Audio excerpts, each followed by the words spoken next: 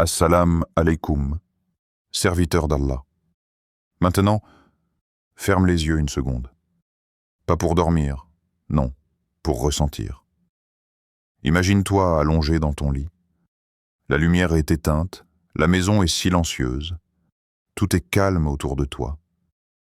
Mais dans ton cœur, il y a une tempête, un tumulte que personne d'autre n'entend. Les autres te voient sourire, marcher, parler normalement. Mais toi, tu sais ce qui se passe quand la nuit tombe. Tu sais ce silence lourd, celui qui amplifie toutes les questions que tu repousses pendant la journée. Ce silence qui dévoile ce que tu caches si bien aux autres, tes peurs, tes regrets, tes déceptions, tes attentes. Il y a des nuits où le corps est épuisé, mais l'esprit refuse de se lever du champ de bataille. Tu veux dormir, mais ton cœur ne veut pas te laisser partir. Alors les pensées se mettent à tourner, les inquiétudes s'installent, les souvenirs reviennent, les scénarios futurs se créent, et ton âme, elle, cherche un endroit où se déposer. Et c'est peut-être ce que tu vis depuis plusieurs nuits, peut-être même depuis plusieurs mois. Tu te demandes pourquoi, malgré tous tes efforts, ton cœur ne trouve pas le repos. Tu as essayé la musique douce, les vidéos relaxantes, les bruits de pluie, les exercices de respiration. Tu as essayé de te distraire sur ton téléphone jusqu'à t'endormir la lumière allumée. Tu as essayé de ne plus penser, d'oublier, d'éteindre, de fuir. Mais il y a une vérité que ton âme connaît intuitivement. Aucune méthode moderne ne peut apaiser ce que seule la présence d'Allah peut apaiser. Parce que le cœur du croyant n'est pas un simple organe émotionnel. C'est un terrain spirituel. Il ne se calme pas avec du son, mais avec de la lumière. Il ne s'apaise pas avec du bruit, mais avec le rappel de celui qui l'a créé. Il ne trouve pas le repos dans l'oubli, mais dans la proximité. Avant que nous commencions, prends une seconde. Abonne-toi à la chaîne, si ce n'est pas encore fait, car chaque rappel ici est conçu pour apaiser ton cœur et t'aider à marcher vers la lumière d'Allah. Et laisse en commentaire un mot, juste un mot, qui décrit en ce moment l'état de ton âme. Fatigue, espoir, recherche, paix, celui que ton cœur choisira suffira. Partage aussi cette vidéo à quelqu'un qui pourrait en avoir besoin ce soir. Et surtout, reste jusqu'à la fin. Il y a une surprise spirituelle qui pourrait transformer ta nuit. Alors imagine une scène. La nuit est exactement la même. Ton lit, le même. Le silence, le même. Tes pensées, elles aussi, sont prêtes à s'agiter comme d'habitude. Mais ce soir, quelque chose change. Ce soir, avant de laisser ton esprit s'envoler dans tous les sens, tu mets une barrière entre toi et l'angoisse. Tu récites un nom d'Allah, un seul. Un nom qui ouvre, un nom qui apaise, un nom qui allège. Tu le répètes encore et encore, dans l'obscurité, comme une goutte de lumière déposée sur chaque battement de ton cœur. Et soudain, quelque chose s'adoucit en toi. Tu sens une chaleur intérieure, une présence subtile, un apaisement qui ne ressemble à rien d'autre. Cette sensation-là, tu ne l'as trouvée ni dans la musique, ni dans les vidéos relaxantes, ni dans les techniques modernes. Parce que ce repos-là ne vient pas du monde. Il vient d'Allah. Si tu savais combien de croyants se battent chaque nuit contre leurs propres pensées, combien posent leur tête sur l'oreiller avec des soucis qu'ils ne confient à personne, combien se sentent seuls alors qu'ils ne le sont jamais réellement. Si seulement tu savais combien de ces serviteurs Allah apaisent juste en entendant leur voix dans la nuit. Alors laisse-moi te poser la question, mais cette fois-ci avec toute la douceur du monde.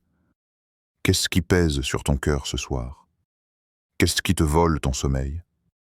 Qu'est-ce qui étouffe ta tranquillité? Tu n'as peut-être jamais mis de mots dessus. Tu n'as peut-être jamais osé en parler. Mais Allah, lui, le sait. Et la nuit, loin d'être un moment d'angoisse, peut devenir un moment de rencontre.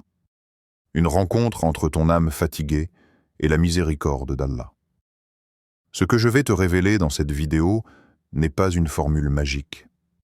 C'est une clé spirituelle que tant de croyants ont expérimentée avant toi. Une clé qui ouvre les portes de la sérénité du cœur, juste avant de fermer les yeux. Et cette clé, je te la donne juste après. Reste, écoute, ressens. Parce qu'une ouverture t'attend. Le sommeil, un dépôt confié à Allah. Il existe dans le quotidien du croyant un moment que beaucoup sous-estiment. Un moment discret, silencieux, invisible, pourtant chargé d'une portée immense. Le moment où l'on ferme les yeux. Ce geste simple, fait des milliers de fois dans une vie, est en réalité un acte spirituel profond. En islam, dormir n'est jamais une simple pause pour le corps. Chaque nuit, un événement invisible se produit. Ton âme, ce souffle subtil qu'Allah a placé en toi, quitte partiellement ton corps. Elle voyage dans un monde que les yeux ne peuvent voir, un monde qui échappe aux lois humaines, un monde où seuls les décrets d'Allah règnent. Ce départ, c'est comme un voyageur quittant sa maison dans l'obscurité, sans savoir ce qu'il rencontrera. Et ce retour, si Allah le permet, est un nouveau cadeau, un nouveau « aujourd'hui » offert par le très miséricordieux. Lorsque tu t'endors, tu n'es plus maître de rien. Ce n'est plus ta volonté qui te protège, plus ta vigilance qui te maintient en vie, plus ta conscience qui contrôle ton souffle. Tu entres dans un état où Allah prend entièrement soin de toi. Et c'est pour cela que les savants disent « le sommeil est la petite mort ». Chaque nuit, l'âme est éprise. Certaines sont retenues, d'autres sont renvoyées jusqu'à un terme fixé. C'est un dépôt, une amana. Et quand tu te réveilles le matin, ce n'est pas un automatisme. C'est une permission, un décret, une preuve que ton Seigneur t'a encore donné un délai pour le chercher, l'aimer, te rapprocher de lui, purifier ton cœur, transformer ta vie. Lorsque tu comprends cela, tu réalises que la nuit n'est jamais banale. Elle peut être une protection invisible. Elle peut être une purification secrète. Elle peut être une réponse à une invocation que tu portes depuis longtemps. C'est pour cette raison que le prophète nous a transmis des trésors à réciter avant de dormir. Ayat al-Kursi, dont chaque mot est une forteresse. Les 3 petites sourates protectrices, Al-Ikhlas, Al-Falaq, An-Nas, qui enveloppent l'âme comme une armure de lumière. Les invocations du soir, qui apaisent l'esprit et lavent les soucis. Ce ne sont pas des formules récitées par habitude. Ce sont des portes, des murailles, des refuges où tu déposes ta vulnérabilité dans les mains du gardien de l'univers. Et parmi ces trésors, il existe un chemin accessible à tous, même à celui qui souffre, même à celui qui doute, même à celui qui se sent loin d'Allah. Un chemin simple mais puissant. Un chemin qui apaise le cœur comme le vent apaise la mer agitée. L'invocation d'Allah par ses noms avant de s'endormir. La nuit est le moment où les masques tombent, où le cœur parle, où l'âme montre ce qu'elle porte vraiment. Et c'est précisément à ce moment-là qu'Allah se rapproche de ses serviteurs sincères. Lorsque tu répètes un nom d'Allah dans le silence de la nuit, ce n'est pas seulement ta voix qui se lève, c'est ton cœur qui s'incline, c'est ton âme qui revient, c'est ton inquiétude qui fond. Parce que le sommeil n'est pas un simple repos, c'est une transition, un espace sacré où ton âme peut se purifier, s'apaiser, se renforcer et revenir plus lumineuse qu'elle n'était en quittant ton corps. Et chaque croyant possède la possibilité d'illuminer ce moment, par un seul nom, un seul souffle, un seul rappel. Le secret des noms d'Allah. Les noms d'Allah sont parmi les plus grands trésors spirituels dont disposent les croyants. Ils ne sont pas de simples appellations. Ils ne sont pas des titres. Ils ne sont pas des concepts théologiques figés. Ils sont des portes vivantes, ouvertes vers la miséricorde d'Allah. Chaque nom porte une lumière distincte. Chaque nom possède une énergie particulière. Chaque nom répond à un besoin du cœur humain. Quand tu dis « As-Salam », tu n'appelles pas seulement « la paix ». Tu appelles celui qui donne la paix, celui qui guérit les tourments, celui qui apaise les océans intérieurs. Quand tu dis « Al-Adel », tu n'affirmes pas seulement que Dieu est juste. Tu appelles celui qui rétablit les équilibres, celui qui voit les injustices cachées, celui qui remplace la douleur par une réparation divine. Quand tu dis « Al-Hadi », tu n'invoques pas seulement le guide. Tu appelles celui qui éclaire les chemins invisibles, celui qui sort les cœurs de la confusion, celui qui transforme les nuits les plus sombres en aurores pleines de clarté. Allah dit « Invoquez-moi par mes plus beaux noms ». Ce n'est pas un conseil, c'est une invitation, une permission, une clé. Lorsque le croyant invoque Allah par ses noms, il ne récite pas. Il entre. Il passe une porte. Il s'ouvre à une lumière qui n'appartient qu'à Allah. Regarde les récits des prophètes. Ils ont utilisé les noms d'Allah dans leurs épreuves les plus terribles, les plus intimes, les plus impossibles. Younous, englouti dans les trois ténèbres, la nuit, la mer, le ventre de la créature, n'avait aucun outil, aucune aide, aucun espoir apparent. Mais il avait un nom. Alors il a dit « La ilaha illa anta subhanak ». C'était un appel par la pureté, par la grandeur, par le nom qui sauve. Allah l'a entendu et l'a ramené à la lumière. Ibrahim, entouré de flammes, a invoqué celui qui domine le feu. Le feu s'est adouci, est devenu fraîcheur et paix. Parce qu'un nom d'Allah est plus puissant qu'un incendie, Moussa, acculé par une mer infranchissable et une armée furieuse, a invoqué celui qui ouvre. Et la mer s'est fendue, une mer, une voie impossible, une ouverture venue du ciel. À chaque fois, ce n'était pas la force des hommes qui a délivré. C'était la force des noms divins. Les noms d'Allah apparaissent dans la vie du croyant comme apparaissent les étoiles dans la nuit. Chacune avec son éclat unique, mais toutes guidant vers le même ciel. Et toi, tu es aussi invité à entrer dans ce monde. Ce n'est pas réservé aux prophètes. Ce n'est pas réservé aux imams. Ce n'est pas réservé aux érudits. C'est pour toi, pour ton cœur, pour tes nuits, pour ton apaisement. Chaque croyant, même faible, même fautif, même brisé, possède le droit et même le privilège d'appeler Allah par ses plus beaux noms. Et Allah s'est engagé à répondre. Il suffit parfois d'un seul nom, répété avec sincérité, dans le silence d'une nuit lourde, pour qu'une porte que tu croyais fermée depuis des années commence à s'ouvrir. Les noms d'Allah sont des clés, des refuges, des remèdes, des portes vers la guérison intérieure. Et parmi ces noms, il en est un qui possède une portée particulière, une douceur immense, une puissance qui transforme les destins. Mais avant d'aller plus loin, garde-le en tête. Chaque nom que tu invoques rapproche ton cœur de celui qui n'abandonne jamais ses serviteurs. Le nom qui ouvre tout, Al-Fattar. Il y a des moments dans la vie où tout semble se fermer autour de toi. Tu avances, mais les chemins se bloquent. Tu cherches, mais rien ne répond. Tu forces, mais rien ne s'ouvre. Tu pries, mais tu ne vois aucun signe. Et tu finis par te demander, est-ce que quelque chose finira par s'ouvrir pour moi?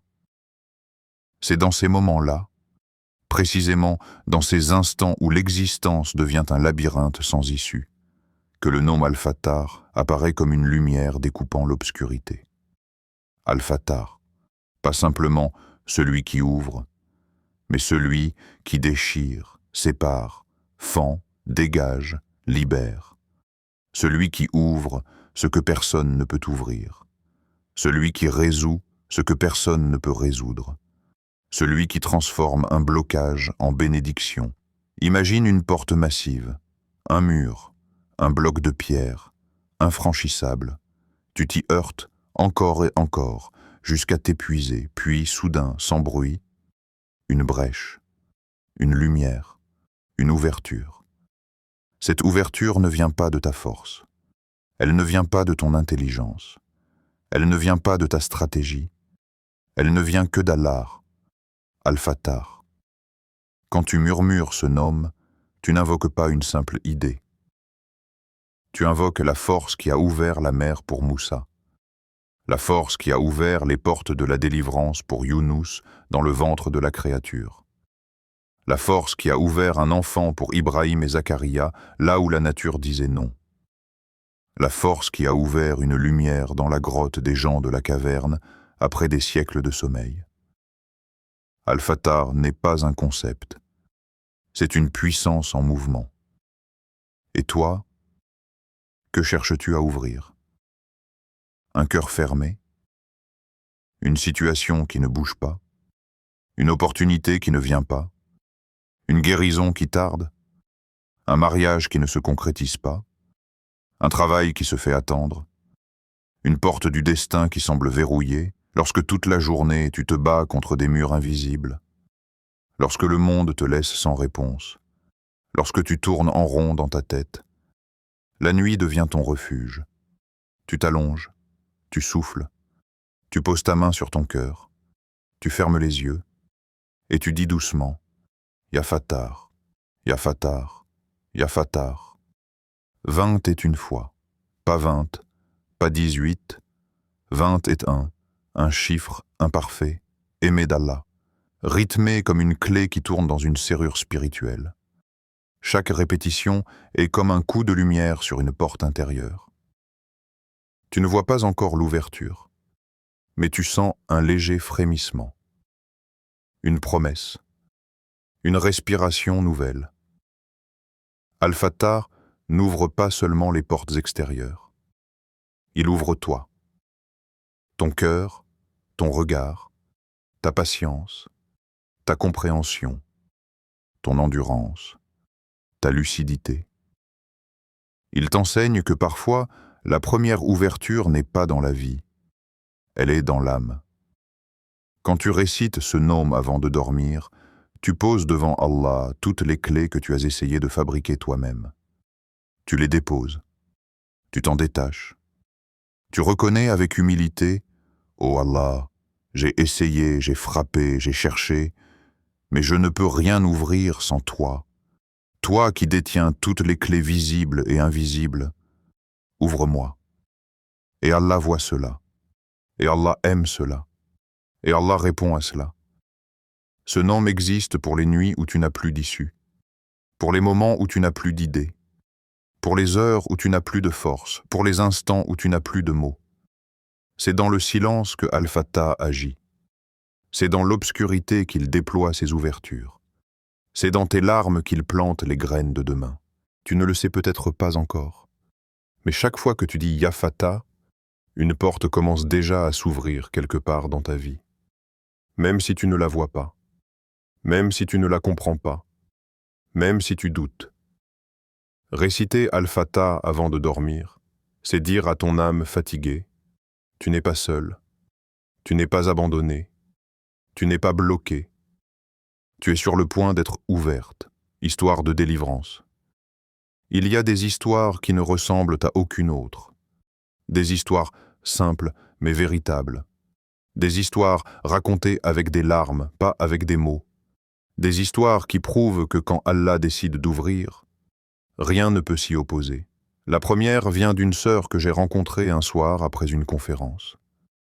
Son visage était fatigué, ses yeux portaient des traces invisibles de douleur. Elle m'a dit « Je ne dors presque plus, pas parce que je n'ai pas sommeil, mais parce que mon cœur ne me laisse pas dormir. » Dans sa voix, il y avait le poids de plusieurs années d'angoisse, un fardeau que personne ne pouvait voir. Elle continuait « Chaque nuit, je me couche avec un nœud dans la poitrine. Je m'étouffe dans mes propres pensées. J'ai peur de demain, peur de mes propres émotions, peur d'être seul avec mes pensées. J'étais fatigué, tellement fatigué.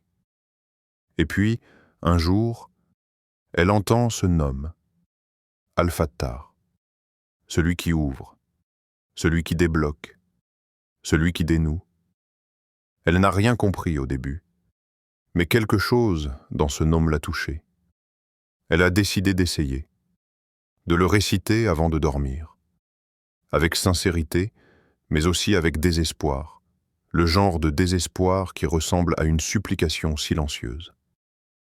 La première nuit, elle ne sentit rien d'extraordinaire, juste un souffle plus calme, une petite respiration qu'elle n'avait pas ressentie depuis longtemps. La deuxième nuit, elle dit qu'elle s'est endormie sans s'en rendre compte. Une douceur nouvelle, subtile, fragile. La semaine suivante, une transformation. Comme si une main invisible avait retiré un poids de son cœur. Comme si Allah avait levé un voile sombre qui l'étouffait depuis des années. Un cœur qu'elle ne reconnaissait plus. Elle m'a dit, ce n'est pas que mes problèmes ont disparu. C'est mon regard qui s'est ouvert. C'est mon cœur que Dieu a ouvert. Et cette ouverture-là vaut plus que toutes les solutions du monde. Et elle souriait. Un vrai sourire. Le genre de sourire que seule une délivrance divine peut offrir. Un autre jour, c'est un frère qui m'a laissé un message vocal. Sa voix tremblait. Il ne savait plus quoi faire. Les dettes l'écrasaient. Chaque jour était un stress. Chaque porte se fermait devant lui. Et chaque nuit, il replongeait dans l'inquiétude. Je me sentais asphyxié, m'a-t-il dit. Même pour respirer, j'avais besoin de courage. Un imam lui parle du nom Al-Fattar. Il ne comprend pas vraiment ce que ça signifie, mais il essaye. Il s'accroche. Il s'en remet à Allah.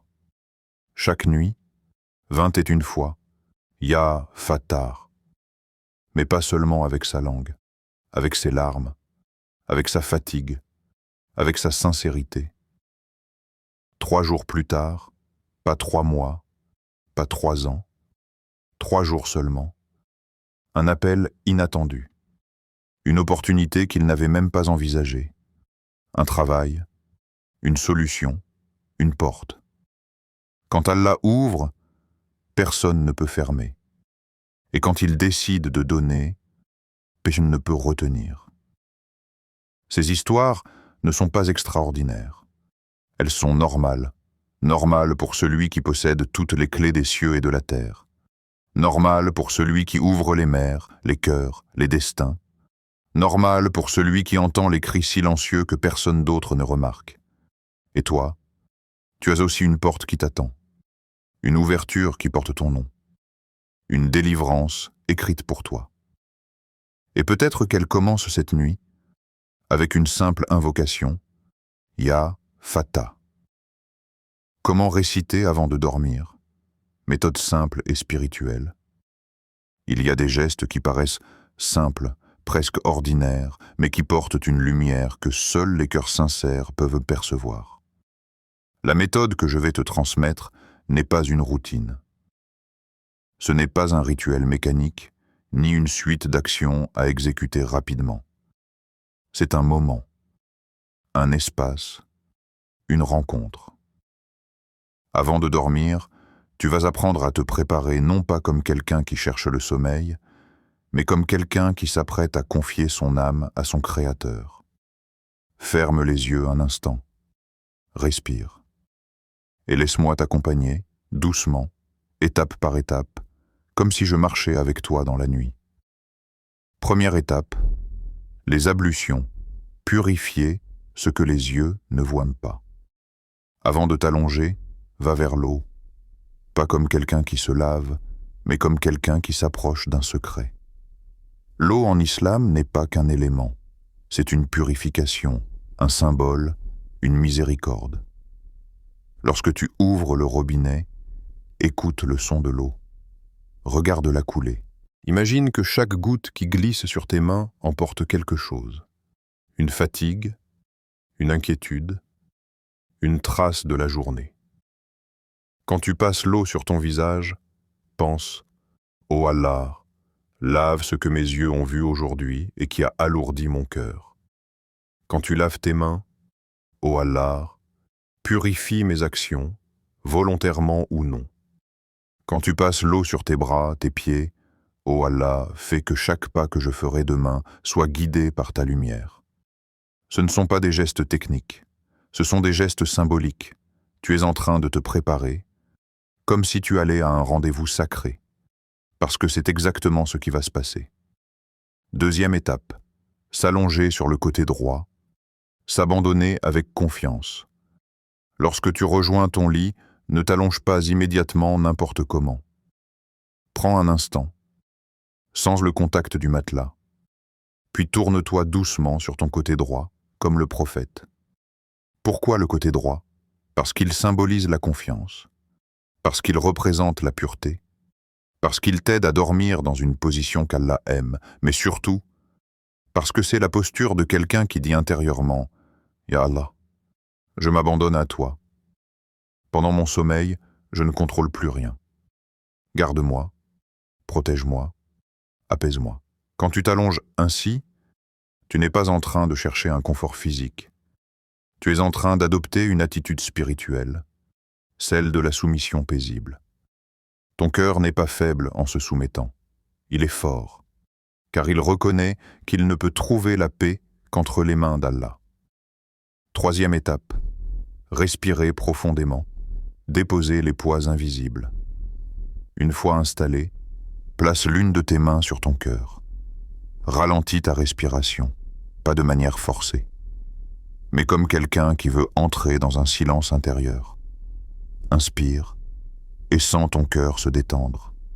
Expire et imagine que tu déposes une partie de tes soucis dans la main d'Allah. Encore une respiration. À chaque souffle, dis intérieurement « Ya Allah, prends ce qui me pèse.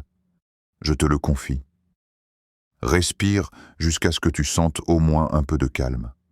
Pas un calme parfait, personne ne l'a chaque nuit. Mais un calme qui dit « Je suis prêt. Mon âme est prête.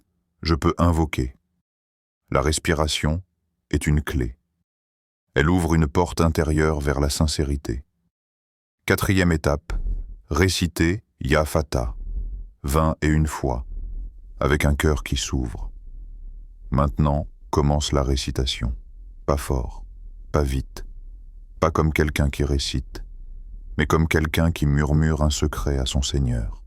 Ya Fatah, laisse le nom sortir de ta poitrine, pas seulement de ta langue. À la troisième répétition, tu sens un léger apaisement. À la septième, un mur intérieur commence à se fissurer. À la 12e, tes pensées commencent à se calmer. À la 17e, quelque chose en toi s'adoucit. À la 21e, une ouverture. Ce nom n'est pas une formule magique, c'est une clé spirituelle. Et chaque répétition ouvre une serrure invisible. Une serrure sur une peur, une serrure sur un souvenir, une serrure sur une douleur, une serrure sur une situation compliquée, une serrure sur un nœud que toi seul connais. Quand tu dis « Ya Fatah », imagine que tu frappes doucement à une porte. Pas à une porte humaine, une porte céleste. Une porte qui ne s'ouvre pas avec la force, mais avec la sincérité. 21 fois. Parce que l'imperfection aimée d'Allah crée un rythme spirituel. 3 fois 7.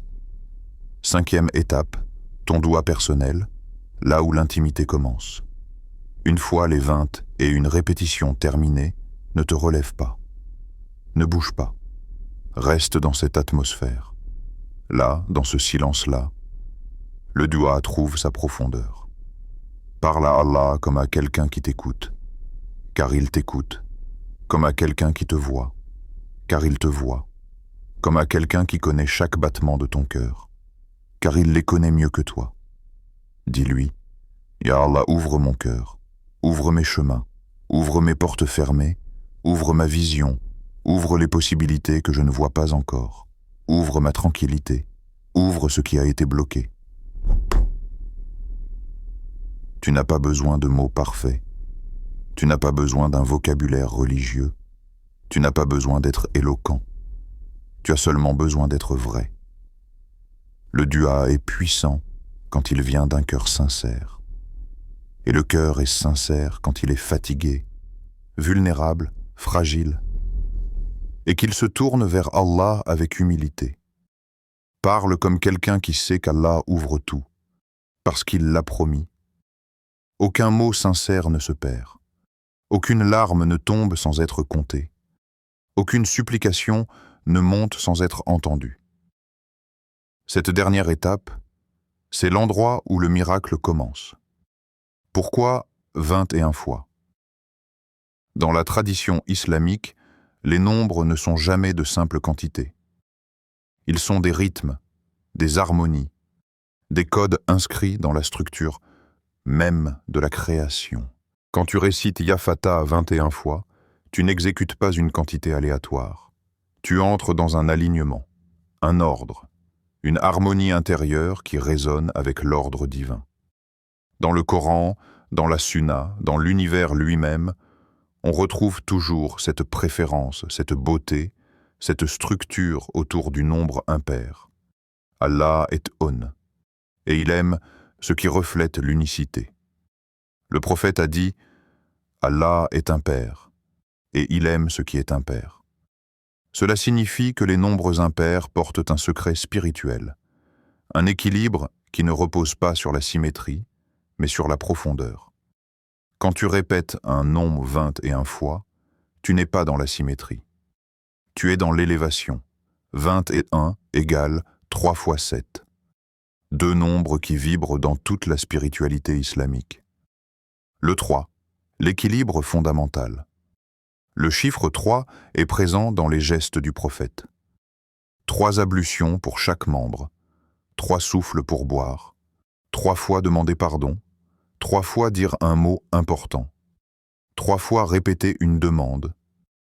Pourquoi? Parce que le 3 représente un équilibre qui ne repose sur aucune extrémité. Il est le centre entre le début et la fin. Il unit l'intention, l'action et la sincérité. Répéter Ya Fatah dans un cycle construit autour du 3, c'est demander à Allah d'équilibrer ton cœur comme lui équilibre l'univers. Le 7, la perfection, la structure divine. Le chiffre sept est un pilier mystique dans toutes les révélations.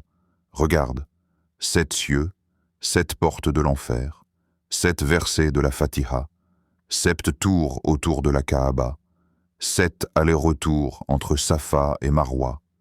Le 7 est la structure de l'invisible. Il est le nombre à travers lequel Allah organise les mondes. Quand tu répètes Ya Fatah 21 fois, tu entres dans un rythme qui combine l'équilibre du 3 et la perfection du 7. C'est comme si tu disais Ya Allah, ouvre non seulement mes portes, mais ouvre-les avec équilibre et perfection. 21 devient alors non pas un nombre, mais un chemin spirituel. La répétition, une discipline qui sculpte l'âme. La répétition, dans le dhikr, n'est jamais mécanique. Elle est une sculpture. Elle façonne ton intérieur. Elle lisse les aspérités de ton cœur. Elle détend les nœuds émotionnels. Elle apaise les tensions invisibles. À la première répétition, tu es encore dans le mental. À la 5e, tes pensées commencent à se disperser. À la 10e, ton cœur commence à se poser. À la 15e, tu sens une ouverture. Et à la 21e, tu atteins un paysage différent. Un lieu intérieur où le calme ne dépend plus du monde extérieur. 21 répétitions, c'est le temps nécessaire pour que l'âme se synchronise avec la lumière du nom. Pas trop court pour rester superficiel, pas trop long pour fatiguer le cœur, juste assez pour entrer dans la profondeur. 21 fois, une porte minuscule qui ouvre une immensité. 20 et une répétition, c'est comme un petit mouvement que tu fais avec ta clé pour ouvrir un coffre immense. Tu tournes un peu, encore un peu, et une dernière fois, clic. La serrure cède. La porte s'ouvre. Tu entreras peut-être dans la nuit avec des inquiétudes, mais tu n'y resteras pas. Le rythme des 20 et une répétitions te fait passer d'un état à un autre. De la lourdeur à la légèreté, de la confusion à la clarté, de la peur à la confiance, du blocage à l'ouverture. C'est comme un escalier dont tu montes les marches une à une, jusqu'à arriver devant une porte invisible et la voir s'ouvrir sans effort. Parce que tu n'es pas seul. Tu as invoqué celui qui ouvre tout. Alors ce soir, dans ce moment qui t'appartient, ne te prive pas de cette lumière. Juste ce soir, juste une fois. Essaie. Allonge-toi. Respire. Pose ta main sur ton cœur et murmure doucement « Yafatar, Yafatar, Yafatar » 21 fois. Ne cherche pas à ressentir quelque chose. Ne force rien. Ne te mets pas de pression. Laisse simplement ton cœur se rapprocher de celui qui ouvre toutes les portes. Observe demain matin. Observe le premier souffle que tu prendras en te réveillant. Observe ton humeur, ton regard, ton niveau de paix. Ce n'est pas toujours spectaculaire. Parfois, c'est subtil. Parfois, c'est une idée. Parfois, c'est un apaisement. Parfois, c'est une ouverture que tu n'avais pas vue. Parce qu'un miracle, tu sais, ne commence pas toujours dans la vie. Parfois, il commence dans la nuit.